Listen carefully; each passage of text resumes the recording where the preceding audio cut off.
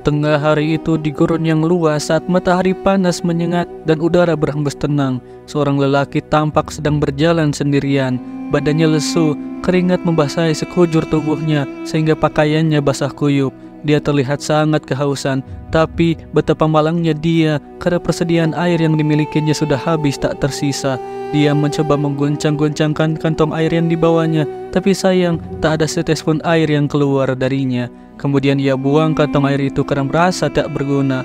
Ia melanjutkan perjalanannya. Lambat laun, mulutnya mengering dan bibirnya pecah-pecah, pertanda dia dehidrasi. Ia pun melihat ke sekelilingnya, berharap ada sumber air yang bisa ia minum.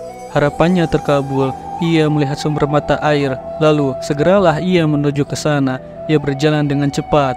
Namun, saat ia sampai bukan air yang didapat, melainkan harapan palsu. Ternyata, sumber mata air yang ia lihat hanyalah fatamorgana belaka. Ia sudah sangat kehausan, sehingga menyebabkan pikirannya berdelusi seakan ia melihat air. Lelaki itu pun mulai putus asa. Ia sudah pasrah dan hanya bisa berdoa kepada Allah agar husnul khotimah. Saat tubuhnya hampir jatuh karena lemas, secara samar ia melihat sebuah sumur tidak jauh dari tempatnya saat ini. Namun, karena ia trauma dan takut kalau sumur yang dilihatnya hanyalah khayalan, ia pun menghiraukannya sambil berkata, "Ya Allah, apakah benar apa yang kulihat ini? Ataukah ini hanya khayalan saja?" Lama-kelamaan, kondisi lelaki itu semakin buruk. Tubuhnya semakin lemas karena kehausan ditambah panas terik matahari yang menyengat. Ia terus memandangi sumur itu. Kemudian karena terpaksa, ia menguatkan tekadnya dan mendatangi sumur yang ia lihat itu. Ia pun berdiri dan mulai berjalan, walau langkahnya terasa begitu berat. Setelah bersusah payah, akhirnya ia pun sampai di tujuannya. Kali ini, ia tidak berhalusinasi. Sumur itu nyata, ia bisa melihatnya dan menyentuhnya. Ia pun mengintip ke dalam sumur itu dan coba melemparkan batu untuk memastikan apakah ada air di dalamnya. Sesaat setelah batu dilempar, terdengar suara gemercik, pertanda batu yang dilemparnya mengenai air. Lelaki itu pun merasa lega karena ia berpikir hidupnya akan segera berakhir.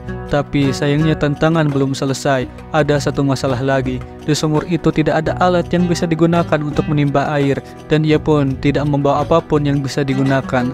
Karena tidak ada jalan lain, ia pun memutuskan untuk pergi ke dasar sumur dengan memanjat dindingnya. Sampailah ia di dasar sumur. Di sana, ia merasakan hawa sejuk, dan ia kemudian langsung meminum air sumur itu sampai kenyang. Hilanglah dahaga lelaki itu, tubuhnya menjadi segar, dan ia merasa kembali hidup. Setelah ia cukup meminum air dan tenaganya terisi, ia pun naik ke permukaan untuk melanjutkan perjalanan.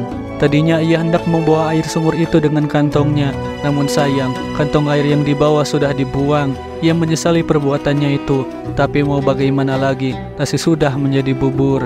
Ketika sampai di permukaan, tak jauh dari sumur itu, ia melihat seekor anjing yang menjilati tanah yang basah.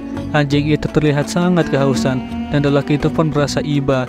Ia teringat bahwa sebelumnya dia berada pada posisi anjing itu. Lelaki itu memperhatikan si anjing yang berjalan dengan lemas mendekati sumur. Dia sadar bahwa si anjing tidak bisa turun untuk mengambil air. Ia ingin menolongnya, namun ia juga tak punya sesuatu yang bisa digunakan untuk mengambil air ke permukaan. Ia berpikir keras supaya bisa menemukan cara untuk menolong anjing itu. Kemudian Allah memberinya ilham sehingga ia mendapatkan ide untuk memberi minum anjing itu. Lantas ia pun kembali turun ke dasar sumur. Ia melepas sepatunya dan kemudian mengambil air dengan sepatunya itu. Setelah sepatu terisi penuh, ia kembali ke permukaan. Karena ia harus menggunakan kedua tangannya untuk memanjat, ia pun membawa sepatu berisi air itu dengan mulutnya. Ia gigit sepatu berisi air itu sambil memanjat ke permukaan, dan sesampainya di sana, ia minumkan air itu pada si anjing. Lelaki itu kemudian kembali mengambil air ke dasar sumur karena ia rasa air yang dibawanya itu tidak cukup untuk membuat anjing itu kenyang. Ia terus mengulang hal itu sampai si anjing merasa kenyang. Setelah mengulang kesekian kalinya, si anjing perlahan meninggalkan lelaki itu. Anjing itu kemudian melihat si lelaki dengan tatapan kebaikan dan ungkapan rasa terima kasih. Lelaki itu pun bersyukur kepada Allah karena bisa menolong anjing itu, sehingga anjing itu bisa selamat. Kemudian ia pun kembali melanjutkan perjalanannya dengan perasaan bahagia. Allah memuji perilaku lelaki itu karena telah menolong si anjing. Allah pun mengampuni dosanya, dan kelak ia akan dimasukkan ke dalam surga sebab perbuatan baik yang ia lakukan tersebut. Dari kisah ini kita bisa mengambil pelajaran bahwa kebaikan sekecil apapun atau kepada siapapun itu tetap akan bernilai besar di sisi Allah. Kebaikan pada anjing saja yang bagi umat Islam hewan ini punya image buruk karena air liurnya yang najis, Allah memberi penghargaan, apalagi kepada sesama manusia. Karena itu, marilah kita senantiasa berbuat baik kepada semua makhluk Allah, walau sekecil apapun kebaikan itu. Siapa tahu kebaikan yang kecil yang kita lakukan itu bisa mengantarkan kita kepada surganya Allah Subhanahu wa Ta'ala. Sekian dari saya, terima kasih atas perhatiannya, dan mohon maaf atas segala kesalahan. Sampai jumpa lagi di konten berikutnya. Kang Nur pamit. Wassalamualaikum warahmatullahi wabarakatuh.